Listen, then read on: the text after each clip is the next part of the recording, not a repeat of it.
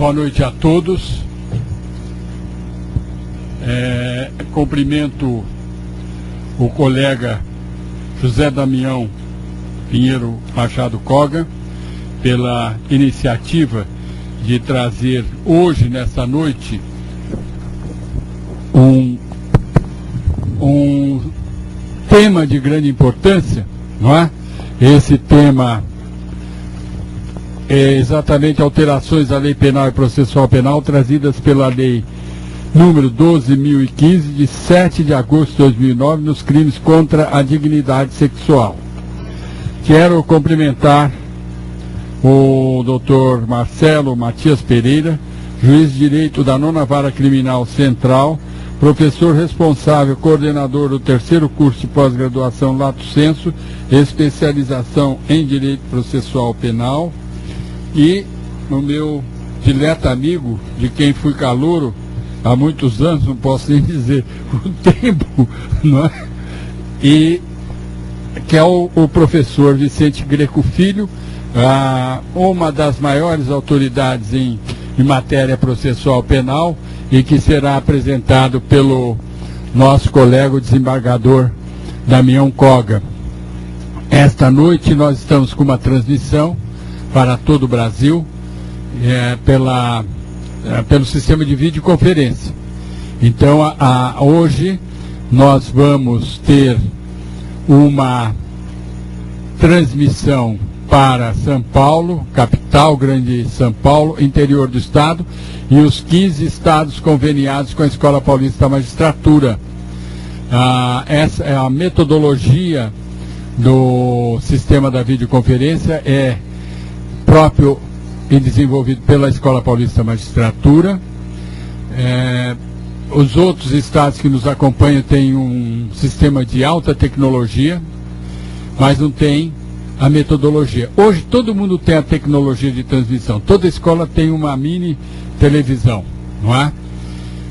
E nós estamos agora resolvendo o problema da licitação da empresa que vai ficar, e nós vamos ter nesse sistema também retorno, de tal maneira que quem fizer pergunta pode fazer por computador e evidentemente vai aparecer a imagem da pessoa que faz a pergunta oralmente, não é? Hoje o sistema é escrito, mas não descartamos o sistema de digitação, e-mail.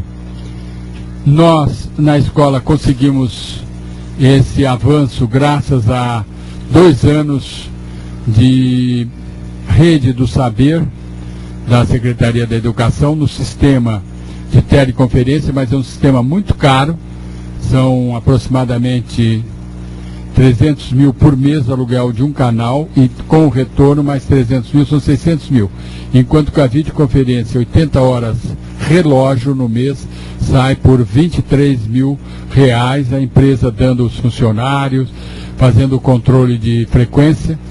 E é uma satisfação estar hoje com o professor Vicente Greco, porque o professor faz parte dessa escola nova, como o Dr. Damião Koga, o Dr. Marcelo, a doutora Elaine que está aí, não é? Os colegas que acompanham o curso de Direito Processual Penal. Essa escola nova que nós estamos desenvolvendo, ela tem uma característica diferente da escola passada, que era uma escola cuja predominância metodológica era do curso presencial. Então hoje nós podemos fazer um curso presencial com transmissão, e nós podemos fazer um curso apenas com transmissão sem presencial. Então nós podemos, o curso de hoje é um curso semipresencial, parte dos alunos estão no auditório, e a grande maioria, nós vamos ver quantos vão entrar no sistema, mas hoje de manhã na adoção foram 160 juízes em conexão, e agora à noite nós estamos prevendo 300 a 400 conexões com os colegas dos outros estados, porque todo mundo me cobrou essa lei. Aí eu falei para o desembargador Koga, você veja, porque é preciso uma certa urgência, todo o Brasil está ligando, me cobrando, dizendo quando que será essa conferência do professor Vicente Greco. O professor Vicente Greco designou a data de hoje, 25 de setembro, foi comunicada pelo Dr. Damião Kogan, pelo desembargador, e hoje aqui estamos. E quero agradecer de coração a contribuição do desembargador Kogan na área de processo penal, Dr. Marcelo, da doutora Elane. Eu não sei quem que você quer chamar na mesa. Tá bom? Bom, então, sem mais, eu passo a palavra ao doutor Damião Kogan. Aqui em São Paulo, colegas aí, Tocantins, Roraima, Rondônia, Mato Grosso, Goiás, esses estados do norte, nós fizemos questão de começar na hora, para a escola não perder a sua credibilidade nas transmissões de vídeo. Não é fácil, porque hoje o professor Vicente Greco me comunicou, o congestionamento na cidade de São Paulo é de 200 quilômetros. Eu sei que aí no Tocantins todo mundo fica vendo, mas sem a preocupação do congestionamento. No Acre, não é? Mas aqui tem esse aspecto. Então nós fizemos questão, começamos às 19 horas. Eu queria agradecer as palavras gentis do nosso diretor, o desembargador Antônio Rulli Júnior, as palavras atenciosas, gentis, e gostaria de mencionar que o professor Greco é uma das pessoas mais queridas aqui na nossa escola. Aproveito também para cumprimentar o desembargador Barbosa de Almeida, aqui presente, nossos respeitos. O professor Vicente Greco é titular de Direito Penal da Faculdade de Direito da Universidade de São Paulo, Faculdade de Direito Largo de São Francisco, titular da Faculdade de Direito da Universidade Mackenzie, professor titular da Faculdade de Direito de Sorocaba, doutor e livre-docente pela Universidade de São Paulo, professor em cursos de graduação, pós-graduação, mestrado e doutorado, especialização, pós-graduação, lato sensu em diversas faculdades e universidades do Brasil, professor convidado de escolas da magistratura, do Ministério Público e da Advocacia de São Paulo, Rio de Janeiro, Paraná, Santa Catarina, Sergipe, Mato Grosso, Ceará, Goiás, Pará, Espírito Santo, Bahia, Alagoas, entre outras. Professor convidado da Ordem e Associação dos Advogados do Brasil, professor convidado da Organização dos Estados Americanos. Aliás, acho que não falta nenhum estado para tê-lo convidado, porque a palavra de Sua Excelência é sempre acatada e é sempre um prazer poder ouvir as belas colocações que procuram extrair o que de jurídico, às vezes, as leis têm de injurídico. Sua Excelência, hoje advogado, é procurador de justiça aposentado, tem uma longa folha de trabalhos já prestados, que eu vou até me permitir não ler, porque é extremamente longa, assim como de obras publicadas. Aliás, de todos nós conhecido. É sempre um prazer tê-lo nesta casa, porque Sua Excelência sempre enche os auditórios, né? Todos aqueles que querem aprender alguma coisa sempre vêm a essa escola quando nós colocamos que quem vai abordar o tema é o professor Vicente Greco. É sempre uma honra tê-lo aqui e não vou atrasar mais, já passar a palavra a Sua Excelência.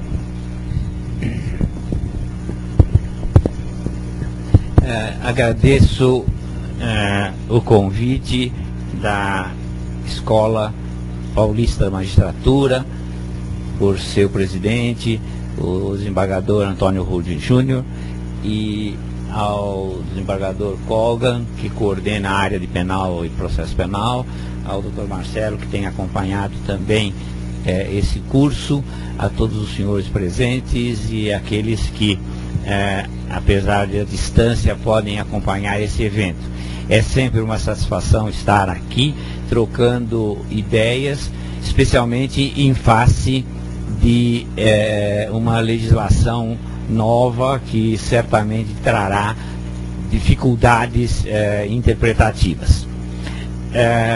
Nos últimos 20 anos, houve o que o professor René Dotti chamou de inflação legislativo-penal, dezenas de leis penais, contrariando o princípio de um direito penal mínimo, não só com alterações do próprio Código Penal, mas também com legislação esparsa, como o Código do Consumidor, o Estatuto da Criança e do Adolescente, e a Lei de Crimes Hediondos, e etc.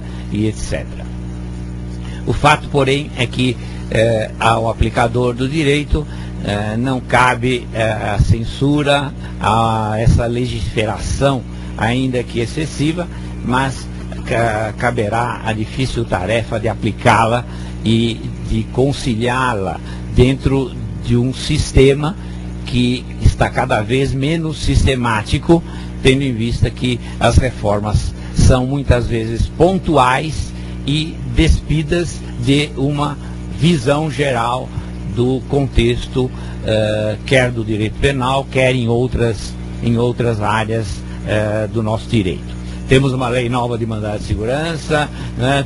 Temos agora alterações profundas no Código Penal e até já um projeto de novo Código de Processo Penal apresentado no Senado Federal. A lei que nós vamos comentar, então, é a Lei 12.015, né, de 7 de agosto de 2009, e que contém 7 artigos, né, mas com alteração praticamente global de todo o título 6º da parte especial do Código Penal. A primeira alteração da lei, nós vamos seguir não exatamente a lei, mas como ficou. Eu já tive o trabalho de montar o código como ele ficou em virtude das alterações da lei. Porque a lei adotou o critério de separar no artigo 2º as alterações de artigos e no artigo 3º as inclusões de artigos. Os artigos seguintes referem-se a alterações de fora do Código Penal, na Lei de Crimes Hediondos e no Estatuto da Criança e do Adolescente. A lei sofreu alguns vetos, mas esses vetos foram técnicos, porque eram disposições repetitivas e que poderiam gerar confusões. Nas razões de veto está bastante claro, e foram vetos úteis na medida em que esclareceram ou deixaram de trazer mais problemas do que a lei já traria de per si. Uma observação inicial é de que houve uma modernização da denominação do título 6º.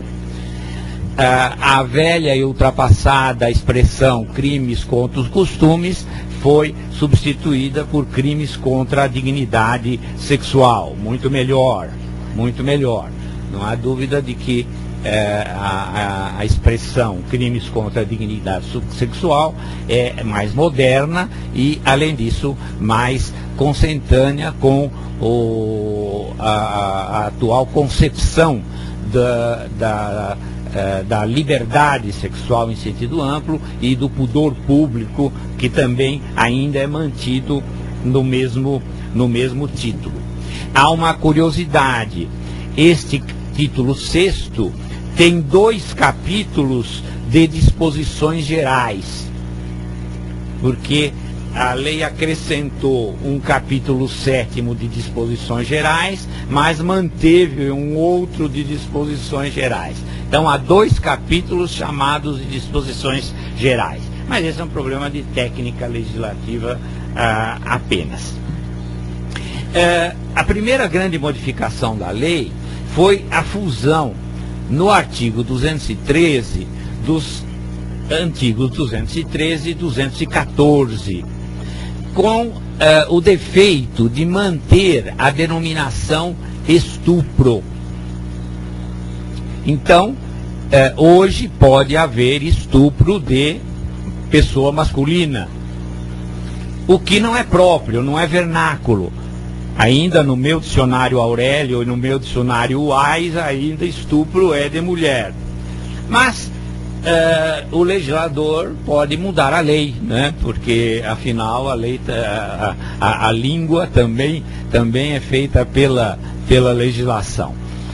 A finalidade foi fundir o atentado violento ao pudor e eliminar a ideia de que estupro seria apenas contra a mulher. Agora, o legislador perdeu a oportunidade de fazer alguma distinção na enorme gama de possibilidades do atentado violento ao pudor. Então, o atentado violento ao pudor pode, no plano físico ou no plano psicológico, ser mais grave até do que o próprio estupro, mas também pode ser muito mais leve. Esse já era um problema que existia no 214, que não fazia uma gradação. Mas poderia o legislador ter feito como fez o legislador português, de ter colocado ao lado da expressão e outros atos libidinosos, um qualificativo. Ele colocou outros atos libidinosos de grande monta. Poderia ter colocado outros atos libidinosos graves. Algum adjetivo que pudesse dar ao juiz a possibilidade de não aplicar esta pena, que é uma pena grave de reclusão de 6 a 10 anos, para situações que não mereceriam. Não é? Poderia ter sido introduzido um parágrafo de redução de pena ou de pena menor quando o ato libidinoso não fosse grave ou não fosse de grande monta. Bom, a reunião num mesmo dispositivo do antigo atentado violento ao pudor e do estupro, cujo nome poderia ter sido mudado, por exemplo, por violação sexual, né, ou violência sexual, mas foi mantido o termo, apesar, como eu disse, de não ser o vernáculo.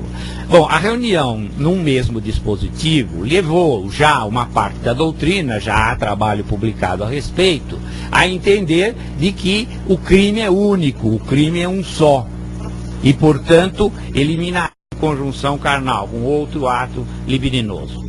Da mesma maneira que eu sustentei no meu livro de comentário à lei de drogas, eu sustento a possibilidade da manutenção do concurso quando as ações forem separadas.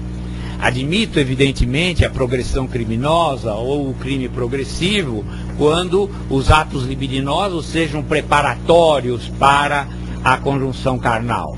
Mas, se as situações fáticas são separadas, por exemplo, alguém sequestra uma mulher, mantenha no cativeiro por vários dias, pratica com ela diversas relações sexuais e pratica também atos outros libidinosos que podem ser, como eu disse, de alta gravidade, de alta agressividade. Então me parece que a hipótese, no caso, é de cumulação de crimes e não de um crime só.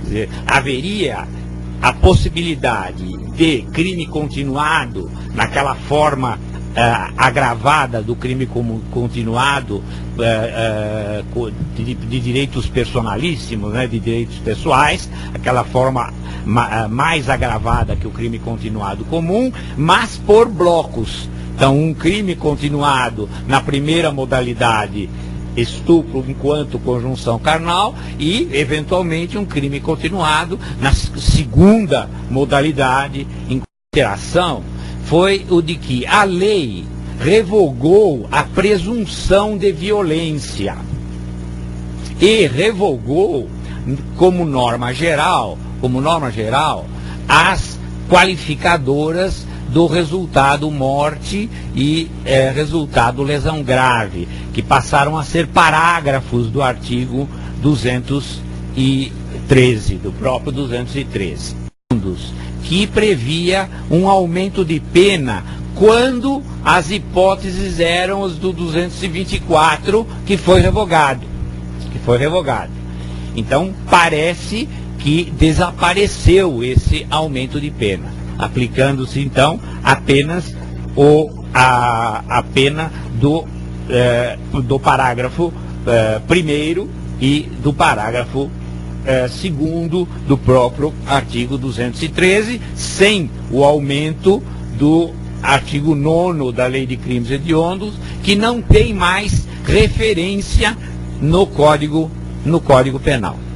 Ele faz uma remissão a um artigo que não existe mais no Código Penal. O artigo 215 também englobou o antigo 215, que era a posse sexual mediante fraude, que agora se denomina violação sexual mediante fraude, englobou o antigo 215 e o antigo 216, que ficou revogado. O problema é que essa fusão traz a comparação que temos que fazer com o artigo 217A, que foi introduzido pelo artigo 3º da lei, que é o estupro de vulnerável. Qual é o problema? O problema é que o parágrafo 1º do agora 217A define como vulnerável por equiparação.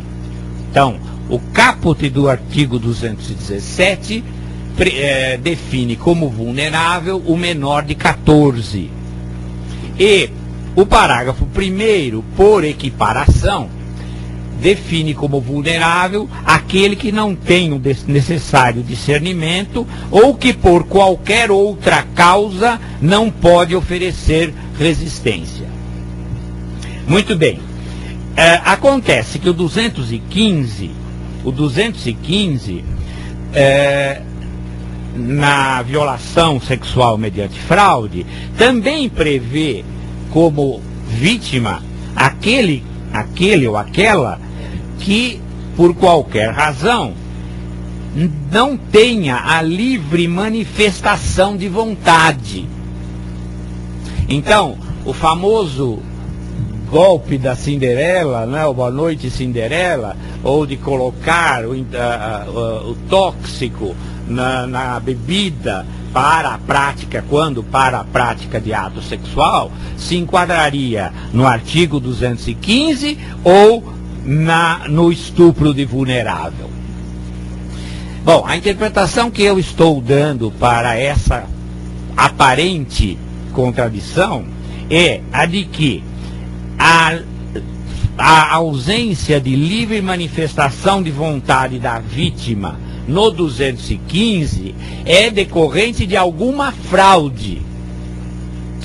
Então, mediante fraude ou outro meio fraudulento que dificulte a livre manifestação da vontade da vítima. Então, por interpretação analógica, o meio do 215 é um meio fraudulento. Agora, o meio físico ou químico que impeça a manifestação ou impeça a vontade da vítima, esse se enquadra então no parágrafo 1º do artigo 317 e, portanto, na figura do estupro de vulnerável. Há quem esteja interpretando de maneira diferente. Há quem esteja interpretando de que, no caso do 215, a causa que reduz a capacidade de entender é induzida pelo agente, ao passo que o 217, a causa é pré-existente. Mas eu não aceito essa posição. Porque contraria a gravidade dos dois crimes.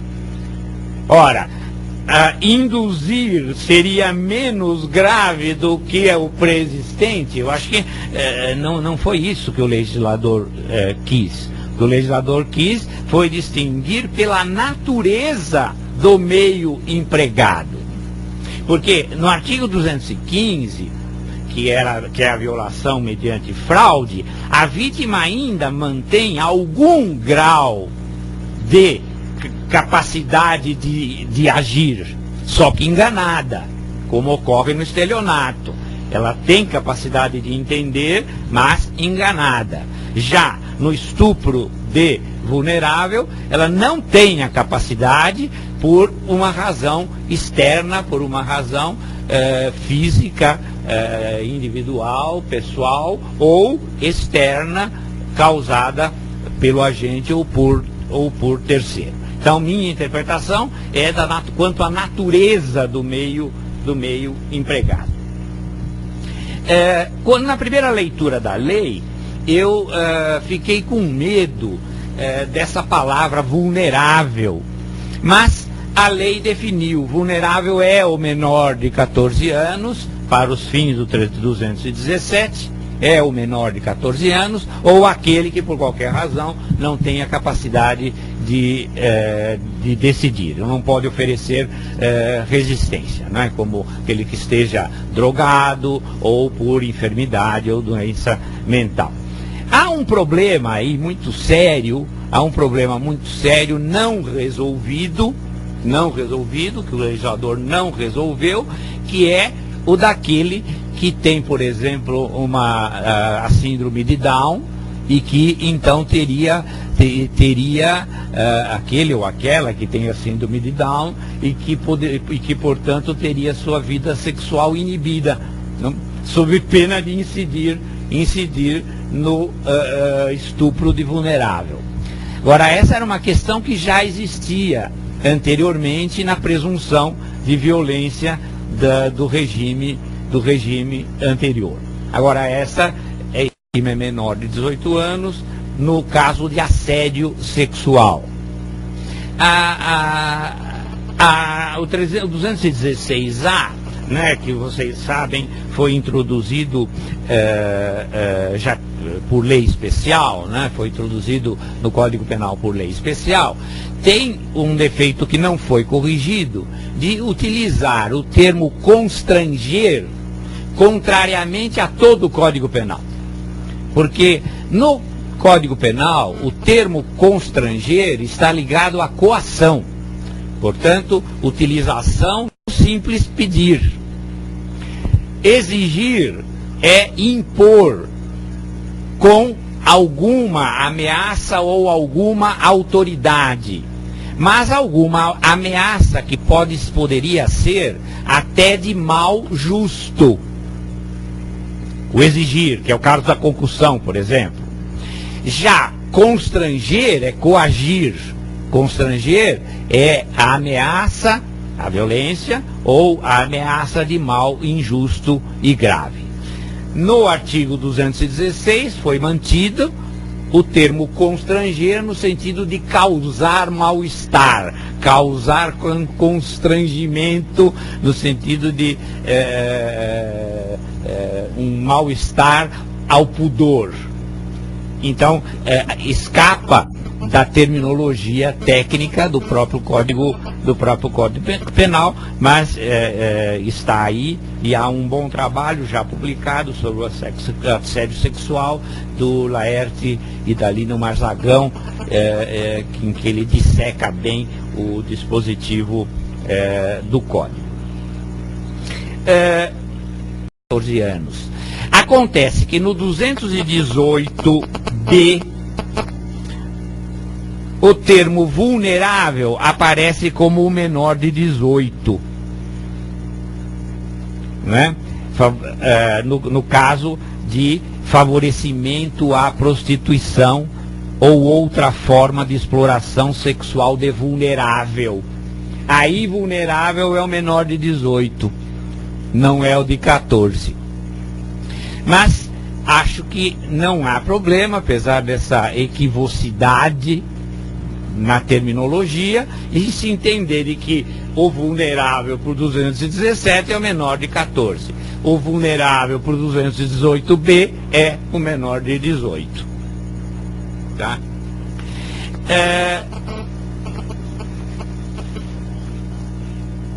Esse artigo 218B suscita o problema da revogação do antigo 218, que era o crime de corrupção de menores.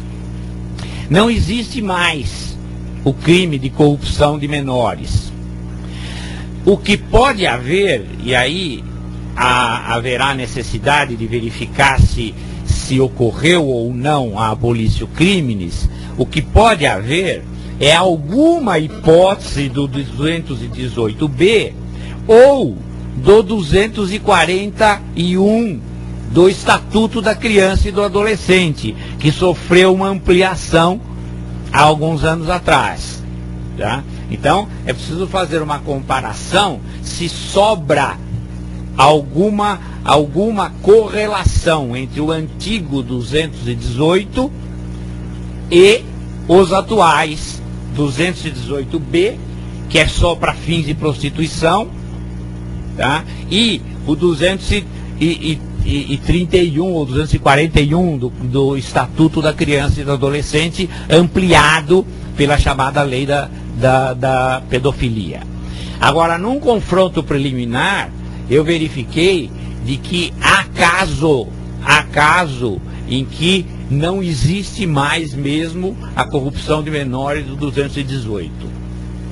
Como, por exemplo, o da prática sexual perante maior de 12 anos. Porque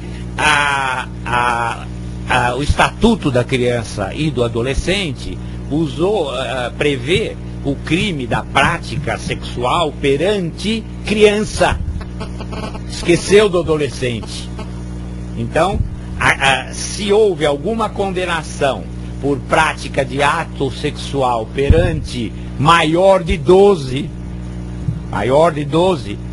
então não incide nem o 218B, porque não é para fim, eventualmente não foi para fim de prostituição, e não incide o Estatuto da Criança e do Adolescente, que esqueceu do adolescente, ou propositalmente referiu-se apenas à criança. Ponto final. Outra questão também que gera uma certa incompatibilidade, mas está aí na lei, é de que a reforma do Código Penal não foi coerente com o Estatuto da Criança e do Adolescente, que separou em criança até 12 e adolescente de 12 a 18. Então foi mantida a ideia de que o vulnerável é o de 14 anos. Essa ideia do estupro de vulnerável acolheu o que a doutrina já entendia anteriormente, de que a presunção de violência por idade era um tipo penal próprio, não era uma verdadeira presunção. Com isso, afastou-se a polêmica de se essa presunção era absoluta ou relativa, uma vez que a lei agora não mais fala em presunção, não usa mais o termo presunção. E ficou mais fácil para o caso concreto se resolver o erro quanto a um elemento do tipo, que é a condição de vulnerável, ou seja, a condição de ter menos de 14 anos ou estar em situação de impossibilidade de resistência.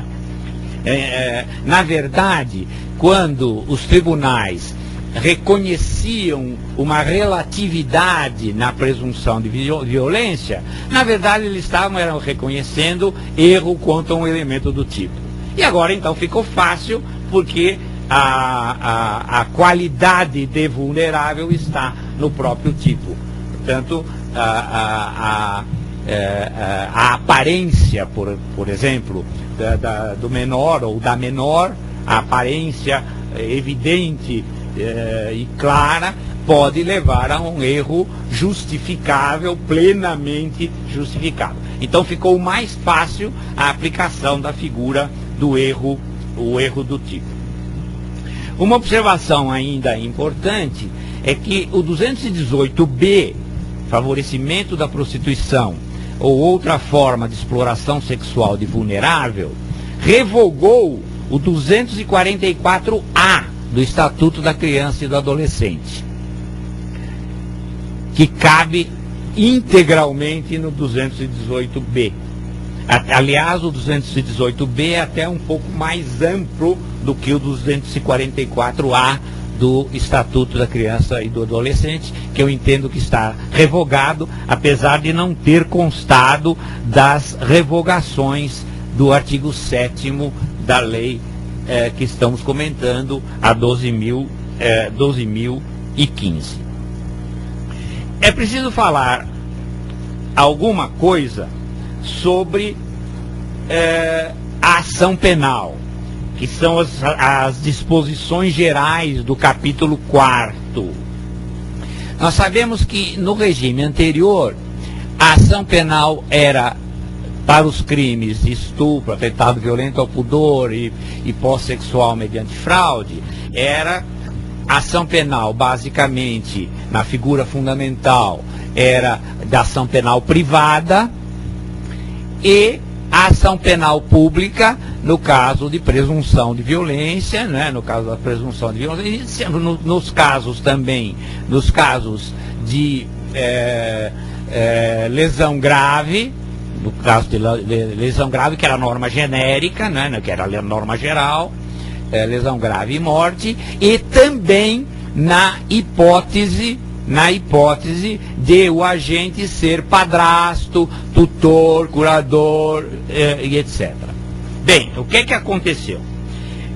O novo artigo 225 prevê que esses crimes agora são de ação pública condicionada à representação, genericamente. E são de ação penal pública incondicionada se a vítima é menor de 18 anos ou pessoa vulnerável. Entendido, então, esse vulnerável como aquele do 217A.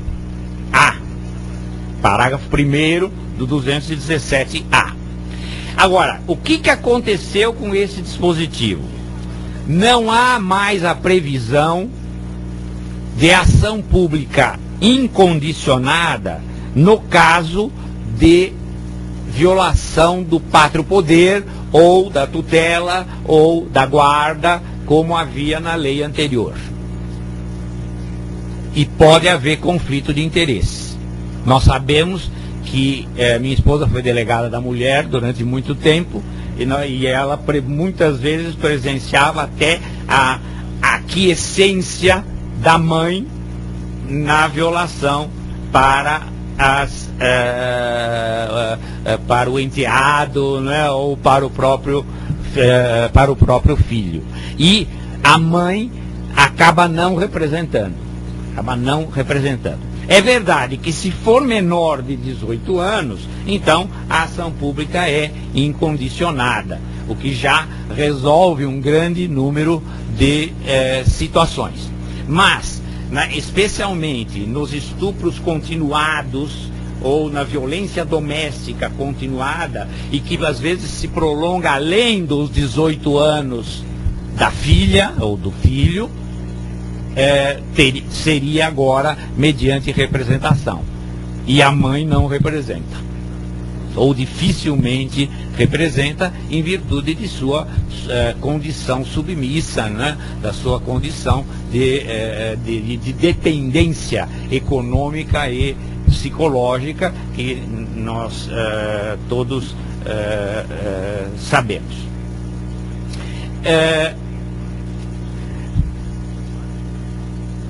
Os artigos relativos ao rapto e sedução já estavam revogados.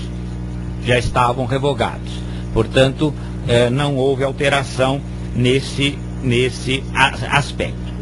O artigo 226 foi mantido sem alteração. Tá?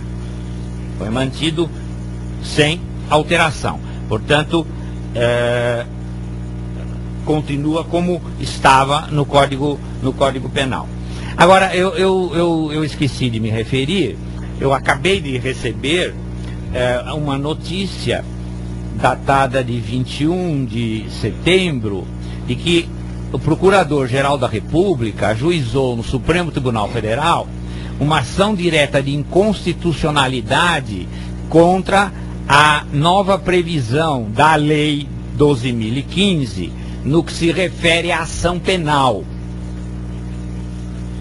Agora, eu acabei não entendendo, talvez por defeito aqui da notícia, acabei não entendendo.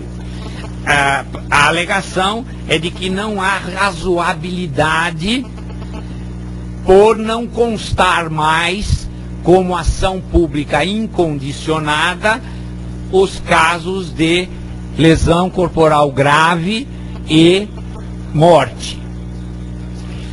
Acontece que eu aplicaria, sem dúvida nenhuma, o artigo 101 do Código Penal relativo ao crime complexo, né? Porque se a lesão leve está absorvida no crime de estupro e o estupro puro não é crime complexo, né? Porque a relação sexual pura não é crime, ele não é, o estupro não é composto de dois crimes, é de um crime só, em que tem como componente um outro crime de lesão.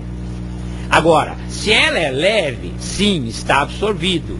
Agora, se ela é grave, a ação penal da lesão grave, entendendo-se também a gravíssima, e a morte, levariam naturalmente a ação pública incondicionada. Tá? Então, eu não entendi o porquê dessa ação direta de inconstitucionalidade, mesmo porque ação de inconstitucionalidade é para retirar alguma coisa da ordem jurídica, ou por declarar retirar incompatível com a ordem jurídica. Eu não sei como é que vai ficar. Quer dizer, o que é que o Supremo vai declarar? A não ser que seja alguma novidade que estejam inventando de uma ação de inconstitucionalidade meramente interpretativa, né? Para interpretar que é de ação penal é incondicionada quando se trata de estupro com lesão grave ou morte. Em todo caso, vamos aguardar o texto completo e o que é que o Supremo vai dizer a respeito. As outras alterações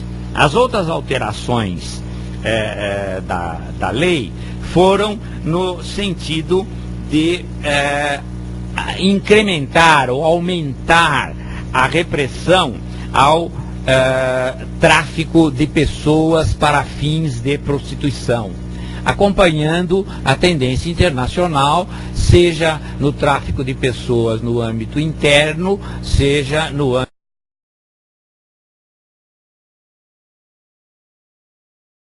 apresenta uma questão delicada na sua essência, que eu vou colocar apenas para pensamento, apenas para que se pense.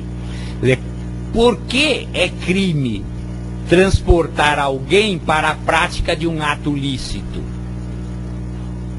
Porque a prostituição, no sentido de corrupção de menores para corromper o menor de 18 anos, tudo bem, é um ato ilícito.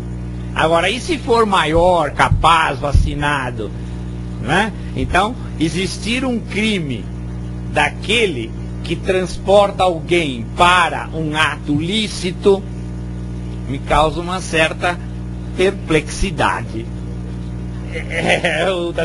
O motorista está dizendo aqui, o Marcelo, né? Quer dizer, porque para a prática de um ato ilícito, por exemplo, o transporte para a imigração ilegal, admito, porque o ingresso a praticar um ato ilícito pode ser ilícito também, tem lógica. Agora, não me parece que tenha muita lógica penal transportar ou auxiliar alguém a praticar um ato lícito que seja ilícito. Então, eu não sei que bem jurídico é este. A não ser que se entenda que exista aí uma vulnerabilidade dessa pessoa transportada. Mas pode não existir. Quer dizer, no caso concreto, sim, pode haver uma fragilidade dessa pessoa. Eu não quero usar mais o termo vulnerabilidade. Se do crime resultar gravidez, e se o agente transmite à vítima doença sexualmente transmissível de que sabe ou deveria saber ser portador. Bom, esse aumento da metade, se resultar gravidez, é uma causa de aumento objetiva de punibilidade, do aumento. Ela é muito estranha, porque nenhuma sanção penal pode ser aplicada ou aumentada sem, pelo menos, o dolo ou a culpa. E a prática, nós sabemos de que no plano médico e no plano biológico há uma enorme polêmica do momento da gravidez. Tá? Então, há médicos que sustentam, e médicos, e não só médicos, juristas também, de que a pílula do dia seguinte não é abortiva. Não é abortiva porque não houve ainda a fixação do óvulo e, portanto, não há gravidez. Portanto, ela não é abortiva. E ela, portanto, não depende de ser resultante de estupro ou não, a sua aplicação. Tá? Agora, se existe o aborto legal decorrente do estupro, fique estranho o aumento de pena se resultar gravidez. E vai nos levar à enorme polêmica de quando é que a gravidez se inicia. Quando é que a gravidez vai se iniciar? Né? Há aqueles que sustentam que são os 14 dias, né? Há outros que são os 3 meses, mas talvez isso só venha a ser discutido quando se enfrentar diretamente a questão da legalização ou não do aborto. Aí sim a lei vai ter que definir o que seja o aborto, qual é o mês e qual é o momento fatal ou o momento final do aborto voluntário. Tá? Porque o nosso aborto legal não tem prazo. Nosso aborto legal é desde que resultante de estupro. Tá? Então esse aumento de pena eu vejo com uma certa estranheza do ponto de vista subjetivo do agente e do ponto de vista objetivo. Ou seja, ela não vai tomar a pílula do dia seguinte, ela vai ficar esperando ter gravidez para dar um aumento de pena. Ou seja, colocar na mão da vítima essa opção, me parece que é duplamente vitimizar a vítima. É duplamente agravar a situação da vítima. Bom, a lei alterou a lei de crimes hediondos, como eu disse, mas para corrigir, apenas para adaptar, incluindo a figura do estupro, no parágrafo 1º e 2º, e o estupro de vulnerável, o 217 a caput e seus parágrafos. E criou o problema do aumento de pena do artigo 9º, a que nós já nos referimos, e o que eu acho que não se aplica mais, porque ele fazia remissão a dispositivos revogados pela própria lei que não existem mais no Código Penal. Seria possível uma interpretação de que teriam sido transportados para os parágrafos dos 217, mas a isso eu acho que seria uma criação incompatível com a técnica que deve acompanhar a interpretação da lei penal. O artigo 5º da nova lei alterou também o Estatuto da Criança e do Adolescente para acrescentar o artigo 244b, revogando a antiga lei 2252, que era a 2252, era a corrupção não sexual de criança ou adolescente, de menor, né, menor de 18 anos, daquele que praticava crime ou induzia à prática do crime. O curioso desta nova redação, agora do 244B, é o aumento de pena se o induzimento às condutas tipificadas no caput forem praticados por meios eletrônicos, inclusive salas de bate-papo da internet. Eu acho curioso, perguntei para alguns especialistas em internet, como é que é possível induzir alguém à prática de crime ou praticar crime junto com criança ou adolescente por meio de sala de bate-papo da internet. Eles estão pensando se isso pode acontecer, se isso em tese pode acontecer. Porque na interpretação do antigo 2252, que continua vigorando agora para o 244B do Estatuto da Criança e do Adolescente, o menor, no caso de induzimento, tem que praticar o crime. Tem que praticar o crime. O que eu posso ter via internet é a apologia do crime, sim, sem dúvida, posso ter a apologia do crime, posso ter a injúria, a difamação, etc. Agora, o induzimento de alguém para praticar e que pratique, fazer esta correlação, esse aumento de pena me parece hipotético. Estas eram as observações que eu queria fazer em relação à nova lei, fazendo sempre a ressalva de que sempre uma nova lei causa enormes polêmicas, uma vez que ela se insere num mundo jurídico complexo, né, e causará certamente interpretações à vista e à luz de casos concretos. Agora, é inegável de que a lei veio para agravar, ou seja, o espírito da lei foi no sentido de uma maior repressão.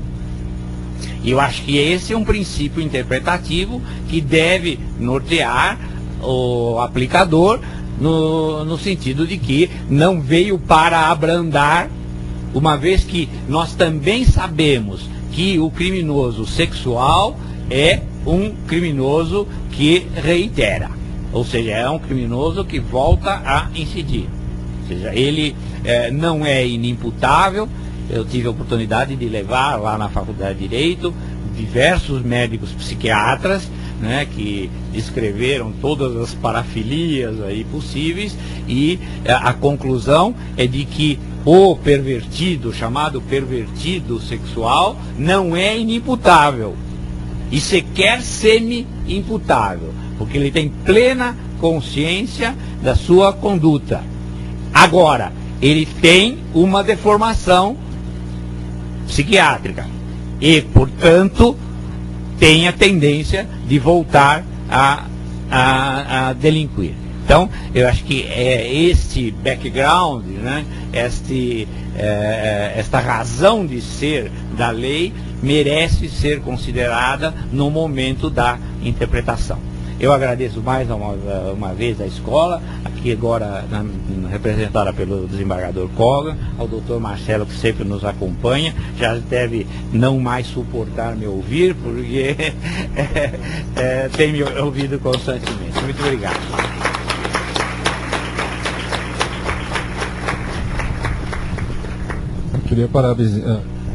Queria parabenizar o professor Vicente Greco pela excepcional exposição e abrir um pouquinho para os debates rápidos, pelo menos. Professor, essa lei melhorou alguma coisa? Porque eu achei ela pessimamente feita, não resolveu absolutamente nada. Quando eu li a exposição de motivos, eu caí dos céus, Porque diz aqui que o pessoal que foi ouvido para fazer a lei, Ministério da Justiça, Secretaria Especial de Direitos Humanos, Ministério Público do Trabalho, Ministério Público Federal, Defensoria Pública da União, Comissão Parlamentar Mista de Inquérito sobre Exploração Sexual de Crianças e Adolescentes e Organização Internacional do Trabalho. Eu fiquei meio preocupado porque não há bem serviço ou interesse no estupro que possa justificar a competência federal. É competência nossa. Não houve ninguém aqui ouvido do ramo. E como sempre, vê esse festival de bobagens. Né? Se o senhor me permite. Tem problema, porque os tribunais vão embarcar nisso. Eu já comecei a ouvir em algumas câmaras que é para reduzir a pena. O doutor Nutti já fez uma palestra aí que deixou assentado, já escreveu também que o crime é de conteúdo múltiplo ou variado. Eu tenho penas extremamente graves de gente com mais de 20 anos de cadeia por estupros e atentados violentos ao pudor horrorosos. Aliás, semana retrasada, um dos processos que caiu conosco, um sujeito se filma violentando uma criança de 4 anos. Isso 5 dias seguidos. E se filma tendo relações com outra de 11, 12 anos. Só eu não posso entender que possa dar um crime único. Né? E depois, como é que fica... Eu não sei se isso é um modismo, se é uma vontade de copiar alguma coisa que acontece no resto do mundo, porque na África falam de estupro para o homem, mas no direito dos outros países não é bem assim. Não é? Aliás, eu estive lendo o Código Espanhol, o Código Italiano, que foi reformulado em 96, essa parte de crime contra os costumes, porque a anterior de 30 era igual a nossa e já não tinha ação penal privada. No Código Rocco. Depois eu estive dando uma olhada no Código de Portugal, ele fala conjunção carnal, cópula anal ou oral. Oral. Ele especifica no caso e é violação, se não me engano, violação, o crime. Então isso já existe de considerar os 3 atos mais graves como delitos específicos. Aliás, o que me até surpreendeu é que as penas são menores. Mas quando a gente fala para algum português, algum professor de fora, ou americano, ou europeu, que aqui o sujeito cumpre 1/6 da pena e depois vai para casa quando está cumprindo pena no regime semiaberto, ele não consegue acreditar. Então, talvez, acho que 1 ano de pena lá, ou a pena são menores, talvez porque ela é cumprida mais rigorosamente. E só para concluir, com relação, por que colocar estupro? Como é que fica a situação da mulher que força um jovem ao beijo lascivo? Ele está sendo estuprado? O legislador me disseram que não quis excluir esse termo que tem uma carga emotiva. Mas violação sexual poderia ser, né?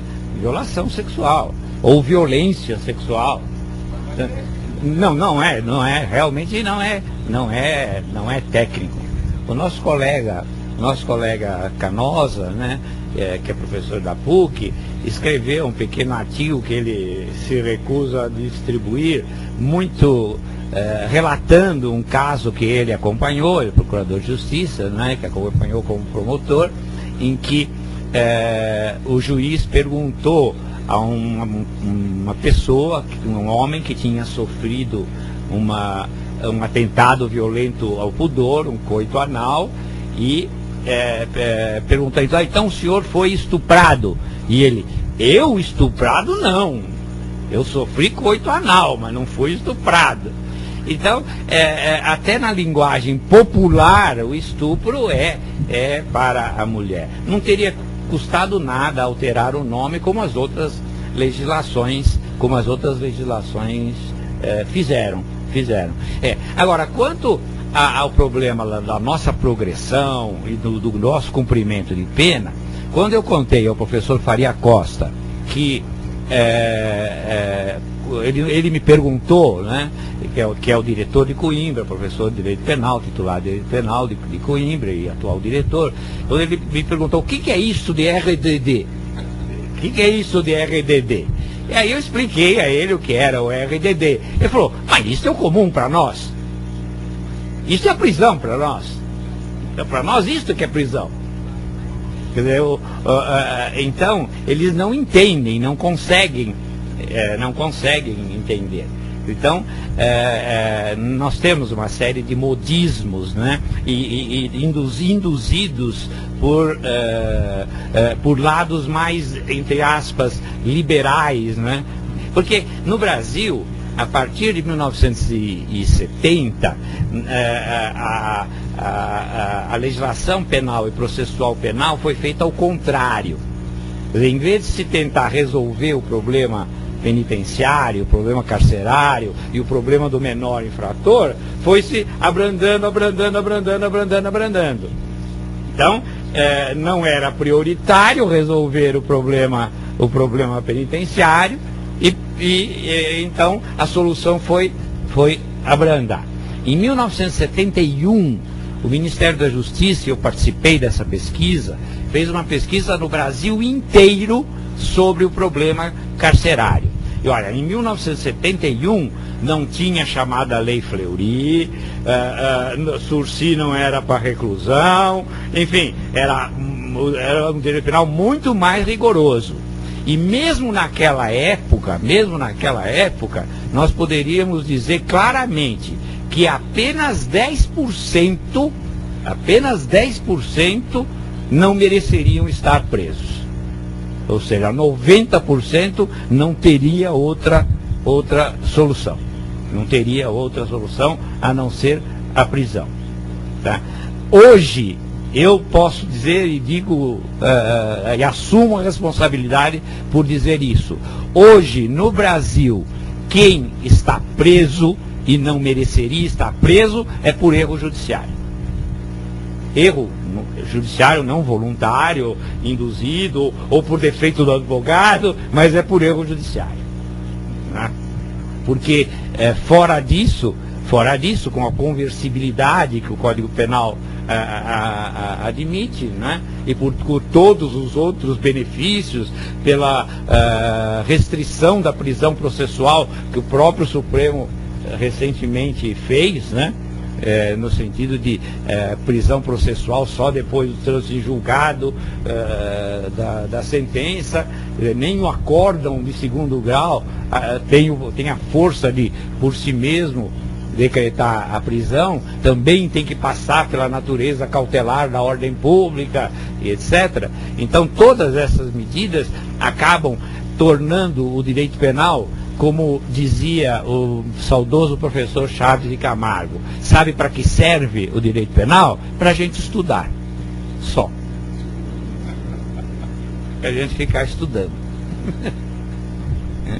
Professor, só mais uma questãozinha. O caso da mulher que é vítima de conjunção carnal e é vítima de coito anal, porque o homem hoje só pode ser vítima de estupro se for vítima de coito anal.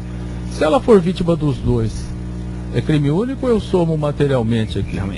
Eu acho que soma materialmente. Eu acho que ela incide uma vez na modalidade da primeira parte e uma vez na modalidade da segunda parte. É contra certas posições que nós sabemos que têm sido defendidas de que seria crime único. Tá? Admitindo, na pior das hipóteses, então, crime continuado, porque se o bem jurídico é o mesmo, né, então poderia ser crime continuado.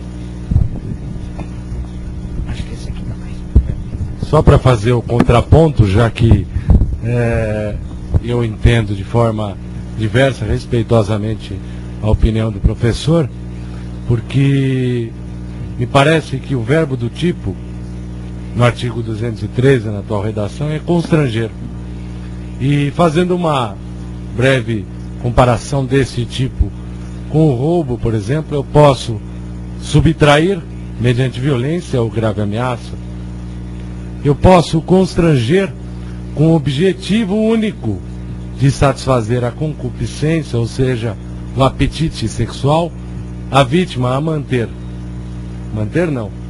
ter conjunção carnal ou outro ato libidinoso. Então a forma com que o agente satisfaz a sua concupiscência é pelo ato libidinoso ou pelo outro ato libidinoso, também assim chamado de conjunção carnal. Me parece que aqui nós temos condutas semelhantes nos crimes contra a organização do trabalho. Vai ver que por isso que estava na comissão, porque os 197 seguintes, todos eles têm o verbo do tipo constranger. Constranger a isto, constranger aquilo. Então me parece que é uma única conduta. A partir do momento em que o sujeito constrange a vítima, só a forma que ele alcança a satisfação da concupiscência será de uma forma ou será de outra.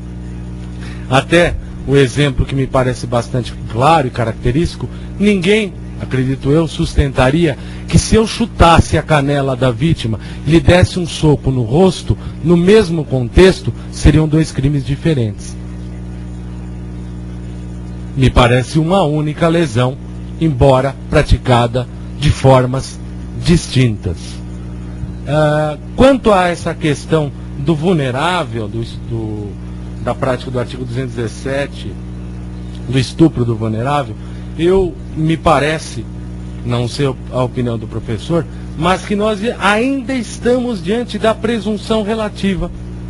Porque o caput, ele não pode ser interpretado sem análise em conjunto com o parágrafo 1º e com os demais dispositivos. Observe que o 225, ele aponta no parágrafo único que a ação será pública e incondicionada se a vítima é menor de 18 ou pessoa vulnerável. Então quer dizer que a idade por si só não é ensejadora do reconhecimento da vulnerabilidade. Vale dizer que, porque senão nós vamos ter, professor, a seguinte situação: estupro bilateral. Dois menores, 13 anos, dois adolescentes, praticam atos sexuais absolutamente consentidos. Os dois são vítimas e autores do estupro ao mesmo tempo. Me parece que isso não seja nem um pouco razoável. Então é necessário o quê? Que se verificar se, além de possuir ser menor de 14 anos, que a pessoa esteja em situação de vulnerabilidade.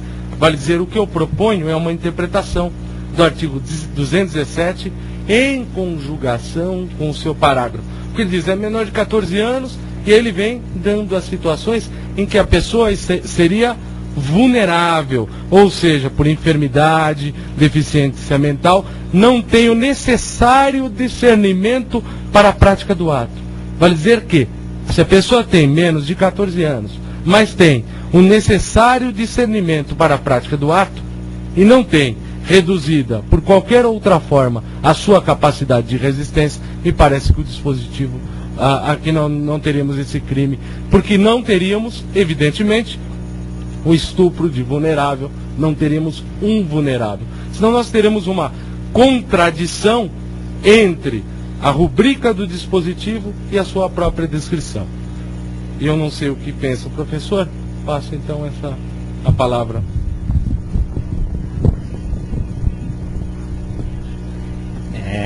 As observações do Dr. Marcelo são sempre preocupantes, né? Mas eu prefiro entender que o parágrafo 1º do 217 explica, além da menoridade, o que seja a qualidade de vulnerável. Só isso. E o 225, como não quis usar a idade de 14, mas usar a de 18, disse, é de 18 ou o vulnerável do parágrafo 1º. Porque o menor de 14 já era o vulnerável pelo caput. Então eu não vejo essa incompatibilidade. Então o que eu encontro no 217 e no 200 e no seu parágrafo é um conceito de vulnerabilidade. Quer dizer, o que é o vulnerável? É o menor de 14 e aquele que não tem a capacidade de resistência. Tá? Só que lá no 225 ele quis usar menor de 18. Mas tinha que acrescentar o vulnerável do parágrafo 1º. A parte final é para abranger o parágrafo 1º, a hipótese do parágrafo 1º. porque a hipótese do caput já estava resolvida quando ele falou menor de 18, porque menor de 14, menor de 18 é. Tá, então eu não vou tão longe na interpretação. Permita só um raciocínio. Quando o Dr. Marcelo falou que, com relação a entender que o crime ultrapassaria, seria a mesma forma de consecução para a satisfação da lascívia, eu vou pedir ver, eu vou entender como o professor Vicente Greco. Até porque, primeiro, a lei é feita por quem aqui é completamente fora do ramo. E segundo, eu tenho alguns problemas no código que trazem algumas expressões que não são técnicas, às vezes o que deixa margem a dúvida, né? Quando o 23 diz e não há crime, é uma situação. Quando eu vou para o 181 do código que fala é isento de pena, naquela hipótese, quem comete qualquer dos crimes em prejuízo do cônjuge, é a mesma situação objetiva com palavras diversas. Então, isso não quer dizer necessariamente que a lei tenha agido tecnicamente. Nós estamos vendo que ela é um saco de gatos, mal feita, jogada, né, que no final, em vez de resolver o problema, vai atulhar os tribunais que já começaram a entrar as revisões para pedir crime único. E fica uma situação realmente complexa. Então eu vou pedir para o doutor Marcelo para discordar na primeira parte, que se houver estupro e atentado violento ao pudor contra a mulher, eu estou entendendo que nem o professor Vicente Greco, até para manter em alguma coerência, até porque no exterior, esses crimes em alguns códigos portugueses entre eles, expressamente delimitam esses 3 atos, especificamente. E dá como uma pena menor outros atos libidinosos, exatamente, de grande monta. Exatamente, eles fazem essa distinção. Então acho que para ter uma certa coerência, para permitir aqui que não se tenha que abrir a porta das cadeias, para tirar esses criminosos sexuais perigosos, me parece, estou só trazendo a reflexão, que esta é a posição mais razoável de se manter, aquilo que se fazia, porque nós tínhamos 3 situações anteriores. Não é? Ou o crime era um só e os atos antecedentes eram prelúdio a coite, ou nós tínhamos o crime em concurso, crime continuado, ou então nós tínhamos o concurso material por os mais graves. Nós fazíamos essa distinção na maioria das vagas. Eu também acho assim. E eu gostaria que o Dr. Marcelo também pensasse do ponto de vista da vítima. Porque ele pensou do ponto de vista do autor, de satisfazer a concupiscência. Mas do ponto de vista da vítima, são atos diferentes. São condutas diferentes. Tá? E no caso, acho que tem que se ver esse outro lado também. Né? Quer dizer, a vítima que sofre a relação sexual, sofre o coito anal, sofre a introdução de objetos, por exemplo. Então, são condutas diferentes, são modalidades diferentes. E o problema, me parece, era igual ao que existia antes. Não foi porque uniu no mesmo dispositivo que não teremos também essas figuras do concurso e do eventual crime continuado quando houver a repetição da mesma prática, né? Da mesma prática. Agora, professor, com relação àquela situação em que colocou como absoluta a ausência de violência, de presunção de violência para o menor de 14 anos, não cria algumas situações injustas? Por exemplo, um processo que me passou uma vez, era um menor de 13 anos, estava voltando do jogo de futebol, um sujeito que era homossexual, estava passando de moto, casado, tinha filha de 18 anos, filho de 16 anos, pega e dá dinheiro para o menor para manter relações anais, ele passivo, como passivo e o menor como ativo. O menor foi surpreendido nessa situação, e daí foi aquela história, ficou com medo de contar para o pai, né? O pai era um sujeito muito bravo e tal. E os policiais ainda disseram que o menor ficou com medo de sair de casa depois disso. Eu ri muito no processo porque a situação não era esta. Ele não foi coagido pelo homossexual, ele foi voluntariamente para manter coito anal com o homossexual como ativo. Recebeu dinheiro para isso.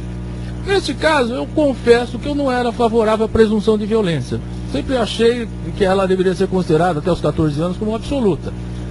Mas eu até fui procurar o voto do ministro Marco Aurélio, com quem eu até não tenho muitas afinidades a respeito dessa hipótese de violência presumida. E nesse caso, olha, eu me vi na contingência de aplicar. Os juízes já estavam 1 ano e meio presos, já passou uma vergonha enorme. A família inteira já foi colocada no jornal, os filhos sofreram represália na escola. reconheci a violência, a presunção de violência, entendendo que não seria caso. Agora, como é que eu faço com essa lei? Tem que fugir pelo erro de tipo. Eu entendi eu até anotei que o senhor deu uma solução aqui que chega na que nós tínhamos anterior, por outra via. Eu até acho que os casos em que o próprio Supremo abrandou o rigor da presunção eram casos de erro de tipo. Eram casos, no fundo, na prática de erro de tipo. Eu acho que até agora facilitou o reconhecimento do erro de tipo. Acho que até facilitou.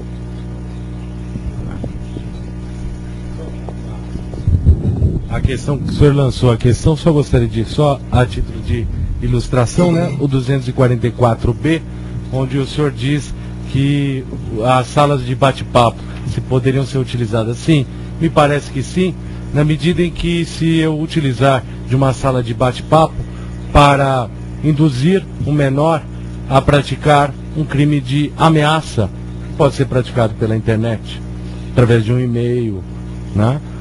Ou através do próprio Messenger, que é um mensageiro de comunicação instantânea, ou mesmo outros crimes como injúria, calúnia, difamação, falsa identidade, aquelas montagens com o rosto de uma pessoa em atos sexuais. Então faz aquela montagem, aquilo depreciando a própria pessoa. Me parece que há possibilidade, na sala de bate-papo, induzir o menor à prática desses crimes, também através dos meios eletrônicos. Vou abrir agora a palavra para o auditório. Quem quer perguntar alguma coisa?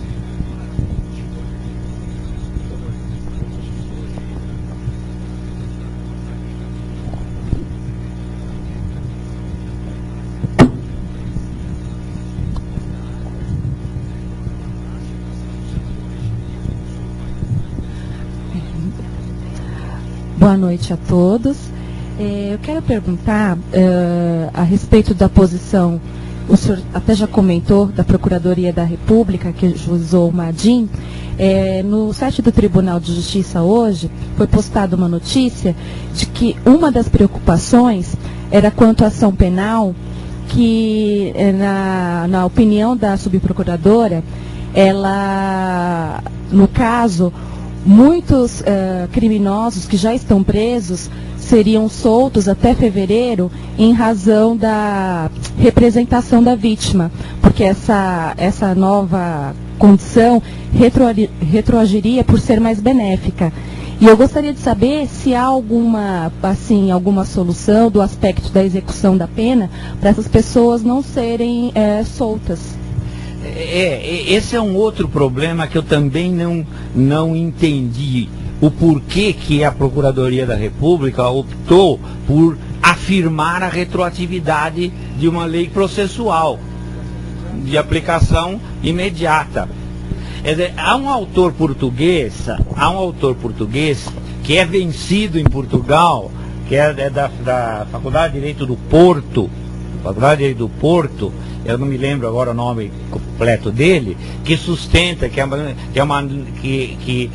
uma norma processual material e, portanto, retroagiria, como aconteceu na lei do juizado de pequenas causas, que deu o prazo para representar para os casos anteriores. Agora, eu acho que representação é condição de procedibilidade, quer dizer, se já houve o início da ação penal, já está superada, ela se exauriu. Eu acho que a Procuradoria da República optou por duas teses que eu não aceito. A primeira, de que não se aplica o crime complexo, né? Porque ela, para chegar aqui, aplicando o crime complexo, não precisaria disso aqui. E a segunda tese é a da retroatividade, que é a posição também do Antônio Lopes Monteiro, que escreveu sobre crimes hediondos, etc. Ele acha que não há retroatividade, uma vez que se trata de uma condição de procedibilidade que se esgotou com a propositura da da ação penal. E aquelas situações que se iniciaram com ação penal privada, o Ministério Público retoma a titularidade, o senhor não acha? Como é que fica? Sim, retoma a A titularidade. matéria processual passou a ser pública condicionada, entrou como ação penal privada, não existe Valeu mais, como naquela representação. Valeu como representação.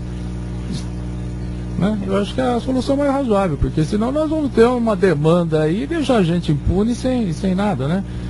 Porque esse viés que pretenderam aí, eu não entendi bem o que o Ministério Público quis fazer. Eu Federal. não entendi também. A não ser que ele queira uma interpretação do Supremo Tribunal Federal a priori, assim, antes que comece a correr. Ou ele pensou que deveria ter um dispositivo com a Lei 9.099, que era outra situação, era pública e virou pública condicionada. Né? Então parece que seja isso. Mas alguém?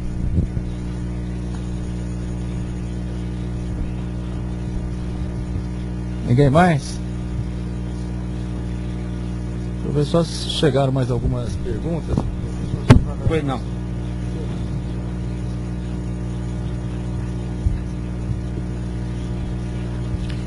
Mas bem dizia o Everson Soares Pinto, na Comissão de Estudos Legislativos, que a lei é como o samba do malandro, tu veste uma camisa listrada e sai por aí.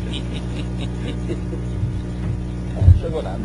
Então, eu vou agradecer a presença do professor Vicente Greco, como sempre, abrilhantando sempre com suas interpretações sagazes, buscando a raciocinio efetiva da lei, normalmente naquelas que é difícil se conseguir entender, né? Porque não se sabe onde o legislador que chegar não melhorou nada, só confundiu. Vai atulhar os tribunais de recursos, né? Mas é sempre um prazer tê-lo aqui na casa, Vossa Excelência é sempre muito bem-vindo, tem colaborado sempre com todos na procura de chegar à interpretação melhor que se possa dar a esses textos tão confusos, às vezes, com partes herméticas, sem uma visão do todo, né? E quando Vossa Excelência vem aqui, é a certeza de que nós estamos aprendendo uma boa lição. Eu agradeço. Muito obrigado.